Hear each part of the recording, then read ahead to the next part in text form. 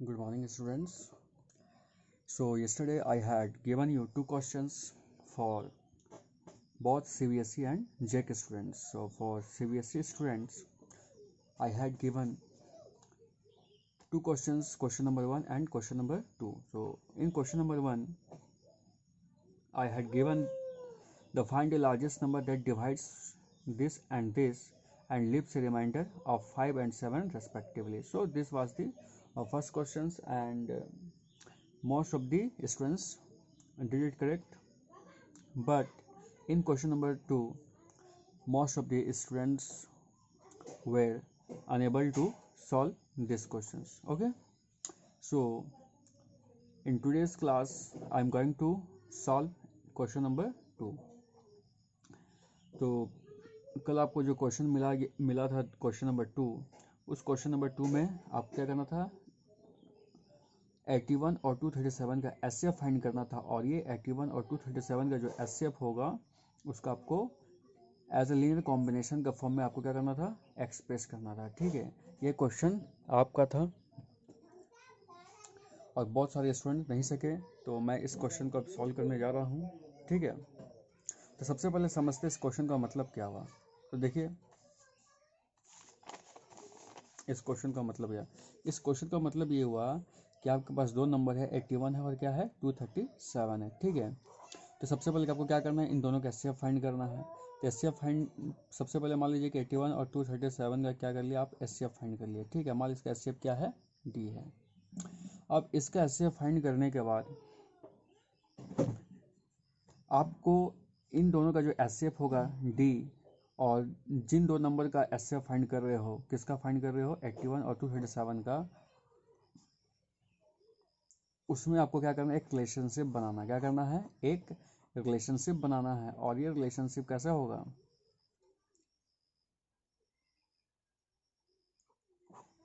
तो इसको कुछ इस तरीके से एक्सप्रेस करना है कि ये जो एचसीएफ है ये इन दोनों के एज ए लीनियर कॉम्बिनेशन आ जाए. लीनियर कॉम्बिनेशन का मतलब ये हुआ कि आप लोग, ठीक है, लीनियर इक्वेशंस टू वेरिएबल पढ़े हैं, जो कि इस फॉर्म में होता है एक्स प्लस बी वाई और प्लस मान लीजिए एक कॉन्स्टेंट क्या है, मान लीजिए, अच्छा डी है मान लीजिए. ठीक है, तो आपको क्या करना है, इस फॉर्म में इसको क्या करना है, एक्सप्रेस करना है. इस फॉर्म में क्या करना है, इसको एक्सप्रेस करना है. यहाँ पर आपका ये क्या है, लीनियर इक्वेशन क्या है, टू वेरिएबल है, जहाँ पर एक्स और वाई क्या है, वेरिएबल है. ठीक है, और ये कांस्टेंट टर्म है. तो ठीक उसी प्रकार से यदि हम इसको क्या मान ले, इसको मान ले हम एचसीएफ मान ले, और ये ए और बी वो दो नंबर मान लो जिसका कि हमको क्या करना है, एचसीएफ फाइंड करना है. तो मान लेते कि हम लोग को फाइंड एचसीएफ किसका करना था, ए और बी का एचसीएफ फाइंड करना था, और इसका एचसीएफ क्या है, डी है.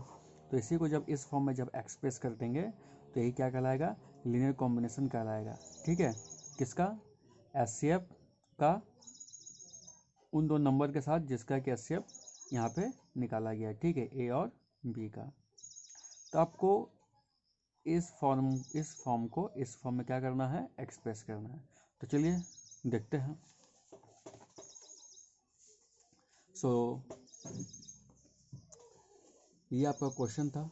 ठीक है, अच्छा, तो इस टाइप का क्वेश्चन, ठीक है, कभी कभी एग्जाम में आता है. ठीक है, तो क्या है, express the HCF of two positive integer. दो पॉजिटिव इंटीजर यदि ए और बी है तो उसको लीनियर कॉम्बिनेशन का फॉर्म में क्या करना है, एक्सप्रेस करना. Linear combination of the form कैसा होना चाहिए, ऐसा होना चाहिए. मतलब जिन दो पॉजिटिव इंटीजर ए और बी का एचसीएफ निकाल रहे हैं, मान लो कि ए और बी का एचसीएफ क्या है, डी है, तो उसका रिलेशनशिप कुछ इस प्रकार से यदि हम इसको क्या कर पाए, एक्सप्रेस कर पाए. ठीक है, जहाँ पर x क्या है, ए का कोफिशिएंट, b क्या है, y का कोफिशिएंट, ठीक है, इस फॉर्म में हो, और ये इज इक्वल टू क्या हो, d, मतलब इन दोनों का जो एचसीएफ होगा उस फॉर्म में आ जाए. तो इसी को क्या बोलते हैं, लीनियर कॉम्बिनेशन बोलते हैं. ठीक है, तो चलिए, ये आपको क्वेश्चन था, find the HCF of 81 and 237 and express it as a linear combination of 81 and 237. तो फिलहाल we have two positive integers 81 and 237. तो हमारे पास दो पॉजिटिव इंटीजर है, 81 और क्या है, 237 है. उसमें से 237 के 81 से बड़ा है, तो हम इस केस में क्या करते हैं, यूक्लिड डिवीजन लेमा का यूज़ करते हैं. तो यूक्लिड डिवीजन लेमा का जब हम लोग यूज़ करेंगे तो उसका कुछ इस प्रकार से, ठीक है, हम लोग को मिलेगा. तो जो फर्स्ट स्टेप में होगा, 237 इज इक्वल टू क्या होगा, 81 इंटू 2 प्लस 75 होगा. यहाँ पर आप देख सकते हो, ठीक है, ये जो dividend equal division into question plus remainder है, यहाँ पर जो ये जो रिमाइंडर है मतलब पहला जो रिमाइंडर फर्स्ट रिमाइंडर मतलब R1, मान लीजिए ये रिमाइंडर क्या R1, ये R1 क्या नॉट इक्वल टू 0 है। और हम लोग जानते हैं कि यदि पहला स्टेप यदि रिमाइंडर क्या होता है 0 नहीं होता है तो हम लोग फिर क्या होता है, इस स्टेप को फिर फॉलो करते हैं।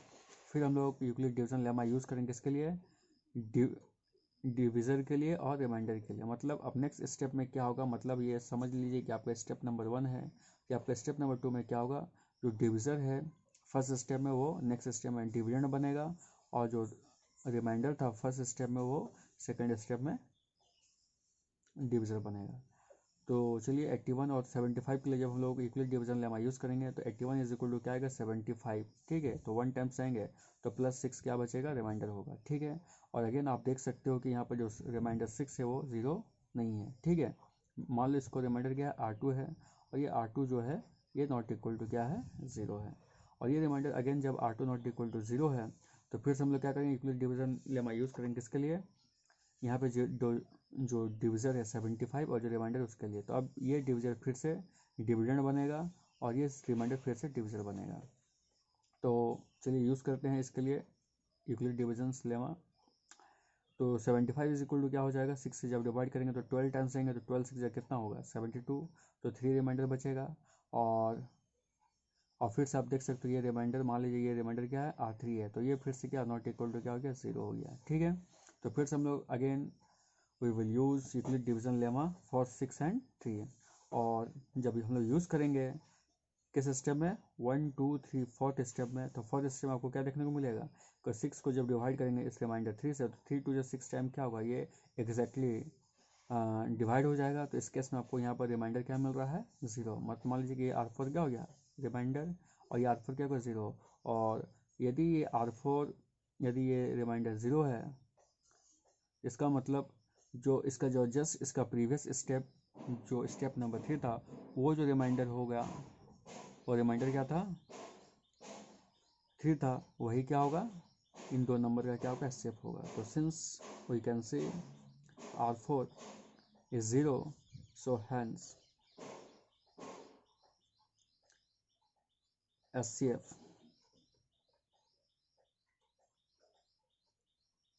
of 237 और किसका 81 का क्या हो जाएगा 3 हो जाएगा, ठीक है। चलिए इतने स्टेप तक तो बहुत सारे स्टूडेंट आप लोग जानते हो, ठीक है। अब हम लोग आते हैं जो मेन हम लोग को काम करना है, ठीक है। मेन काम क्या करना है कि हम लोग इसको एज ए लीनियर कॉम्बिनेशन के फॉर्म में क्या करना है, एक्सप्रेस करना, मतलब इसका फॉर्मेशन कुछ इस प्रकार से दिखना चाहिए, ठीक है। सो नाउ अब देखिए इस स्टेप में क्या करना है, इस स्टेप में देखिए अब इसको एक्सप्रेस करने के लिए क्या करना होगा, आप यूक्लिड डिवीजन लेमा जितने स्टेप तक भी किए हो तो जो फर्स्ट सारे स्टेप को क्या करना होगा, सबसे पहले इक्वेशन लेना होगा सब। तो मान लीजिए कि ये पहला स्टेप था, इसको मान लीजिए इक्वेशन 1, ये सेकंड स्टेप था इसको इक्वेशन 2, ये थर्ड स्टेप था ये इक्वेशन 3, और ये इक्वेशन नंबर क्या हो गया 4 हो गया, क्योंकि हम लोग फोर्थ स्टेप तक ही गए थे। अब देखना आपको ये है कि आपको किस स्टेप में, ठीक है, ये यूक्लिड डिवीजन लेमा ख़त्म हो गया। तो फोर्थ स्टेप में क्या हो, यूक्लिड डिवीजन लेमा ख़त्म हो गया क्योंकि यहाँ पर रिमाइंडर 0 आ गया था। तो जिस स्टेप में आपका यूक्लिड डिवीजन लेमा ख़त्म होगा, ये प्रोसेस ख़त्म होगा, ठीक उससे प्रीवियस स्टेप में आपको आना है। मतलब प्रीवियस स्टेप मतलब स्टेप नंबर 3 जिसको कि हम लोग इक्वेशन नंबर 3 कंसिडर किए हैं। अब इस इक्वेशन नंबर 3 में आपको क्या करना है, ये 3 क्या था, ये 3 तो आपका एसएफ आया, ये 3 क्या है आपका एसएफ आया। तो ये जो 3 एसएफ आया इसको अब क्या करना है, इसका कोई सब्जेक्ट करना है as 75 is equal to 6 into 12 का फॉर्म है, ठीक है। तो चलिए अब आते हैं फ्रॉम इक्वेशन 3 से, फ्रॉम इक्वेशन 3। तो इक्वेशन 3 में 3 को जब सब्जेक्ट करेंगे तो ये किस फॉर्म में आएगा, 3 इज इक्वल टू 75 और इसको ट्रांसपोज करेंगे on the left hand side, तो ये कैसे हो जाएगा, इट विल बिकम 6 इंटू 12। और आपको यहाँ पर एक बात ये ध्यान देना है कि आपको ये 3 इक्वल टू क्या होगा 75 माइनस 6 इंटू 12 होगा, लेकिन आपको यहाँ पर ध्यान देना है कि आपको 6 और 12 को मल्टीप्लाई नहीं करना है, आपको इसी फॉर्म में लिखना है, ठीक है। अब चलिए ये तो आपका इक्वेशन नंबर 3 से ये स्टेप हो गया। अब ये स्टेप क्या हो गया यहाँ पे ख़त्म हो गया, ये स्टेप क्या हो गया आपका यहाँ पे ख़त्म हो गया। अब आपको आना है स्टेप नंबर 2 में। तो स्टेप नंबर 2 में क्या होगा, स्टेप नंबर 2 में, ठीक है, ये 75 है और ये क्या है माइनस 6 इंटू 12। तो यहाँ पर ध्यान से देखिए यहाँ पे कौन सा टर्म है 6 है, क्या है 6 है।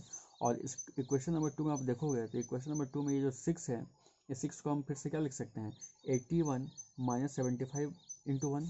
ठीक है, समझ में आ रहा है ना। So this 6 can be written as 81 minus 75 into 1। ठीक है, और इंटू में क्या है 12 है, तो इंटू 12 कर दो। ठीक है, ये कैसे है, तो इक्वेशन नंबर 2 से है, इक्वेशन नंबर 2 से है। ठीक है, इक्वेशन नंबर 3 यहाँ पर खत्म हो गया था इसका काम। अब फिर नेक्स्ट स्टेप में इक्वेशन नंबर 2 से है हम लोग को। ठीक है, जहाँ से स्टार्ट करेंगे इक्वेशन ठीक उससे हम लोग, ठीक है, नीचे से ऊपर आना, नीचे से ऊपर आना है।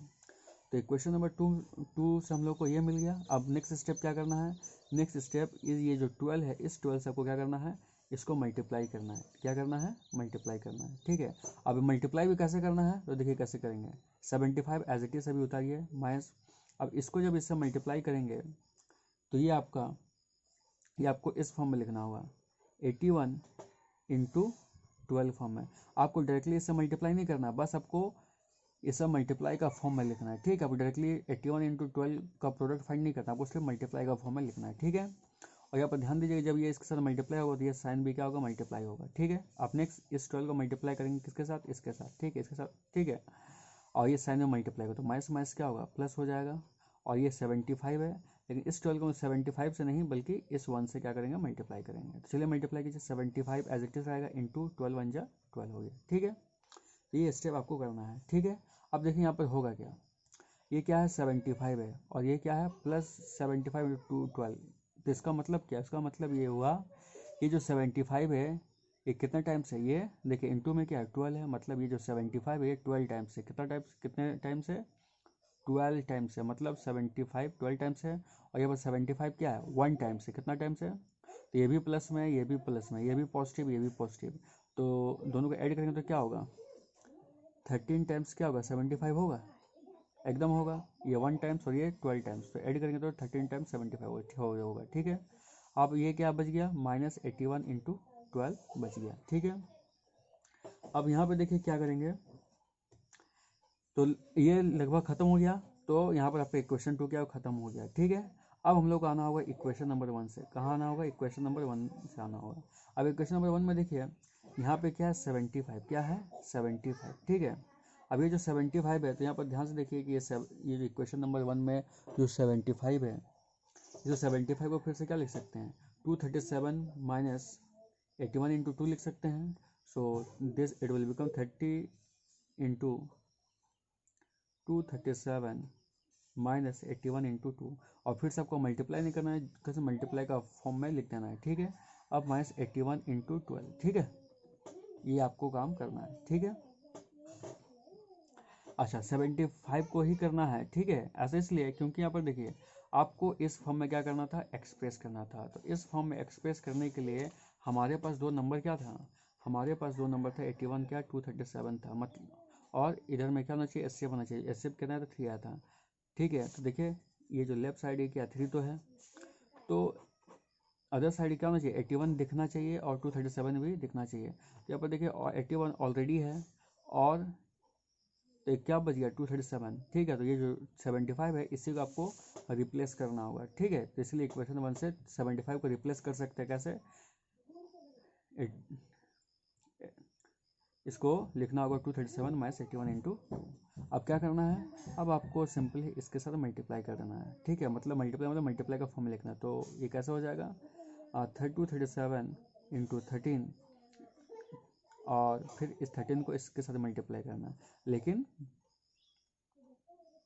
इसके साथ नहीं, इसके साथ करना है क्योंकि ये ऑलरेडी हमको ये चाहिए, ये हमको शो करना है। तो 81 और 13 2 से कितना हो जाएगा 26 हो जाएगा। ठीक है, और ये आपको जैसा है उसको एज इट इज रख देना है, 81 इंटू 12 रख देना है। अब 237 हो जाएगा इंटू 13 हो जाएगा। अब ये देखिए ये 81 यहाँ भी 81 है, ये 81 26 टाइम्स है, ये 81 12 टाइम्स है। तो दोनों क्या होगा माइनस करके ऐड करेंगे तो कितना होगा 81 और कितना टाइम्स होगा 6 2 8 हो जाएगा और 2 1 3 मतलब 38 टाइम्स हो गया। ठीक है, तो लगभग, और ये लेफ्ट साइड का तो 3 था, तो लगभग ये आपका फॉर्म आ गया है। ठीक है, अब इसको थोड़ा और एक स्टेप बढ़ा करके क्या कर सकते हैं, 237 into 13 plus 81 into my 38, so this whole term can be written as, ठीक है, इसको ऐसे भी लिखा जा सकता है। ठीक है, अब यहाँ पर देखिए आपको क्योंकि इस फॉर्म में एक्सप्रेस करना था, तो ध्यान से देखिए ये ए है, तो हमको इसी और यही दो नंबर का एचसीएफ फाइंड करना था, और इनका एचसीएफ कितना आया, 3 आया, मतलब ये 13 और -38। ठीक है, तो यदि मान लीजिए कि 237, यदि हम इस 13 को क्या कर ले, एक्स कंसिडर कर ले, तो ये क्या होगा, एक्स हो जाएगा, और प्लस ये 81, और इस -38 को क्या कंसिडर कर ले, वाई कंसिडर कर ले, इसका जगह यदि हम लोग वाई लिखेंगे तो क्या हो जाएगा, 81y होगा, और लेफ्ट साइड क्या 3 है। ठीक है, तो इसी को हम लोग अरेंज करके क्या लिख सकते हैं, 237x plus 81y equal to 3, तो यही आपको करना था। ठीक है, अब देखिए इस फॉर्म में दिख रहा है, वे x इक्वल टू, एक्स हम लोग किसको कंसिडर किया, 13 को, तो 13 लिख देंगे, और y क्या हो जाएगा, -38, y हम लोग -38 को कंसिडर किए, तो ये -38 हो जाएगा। तो आपको लास्ट में डिफाइन कर देना है कि आप x किसको कंसिडर किए हो और y किसको कंसिडर किए हो। ठीक है, तो यहाँ ध्यान से देखिए 3 क्या था, इसी दो नंबर का क्या था, एचसीएफ था, और इसी को एचसीएफ को हमने क्या किया, उसी दो नंबर का एज ए लीनियर कॉम्बिनेशन को हम एक्सप्रेस किए, x का पावर भी 1, y का पावर भी 1, तो क्या एक लीनियर कॉम्बिनेशन हुआ, लीनियर इक्वेशंस इन 2 वेरिएबल का फॉर्म में, तो इसी कॉम्बिनेशन को, इसी रिलेशनशिप को क्या बोलते हैं, लीनियर इक्वेशंस इन 2 वेरिएबल। ठीक है, तो आई होप आपको समझ में आ गया होगा। ठीक है, चलिए ओके, थैंक यू।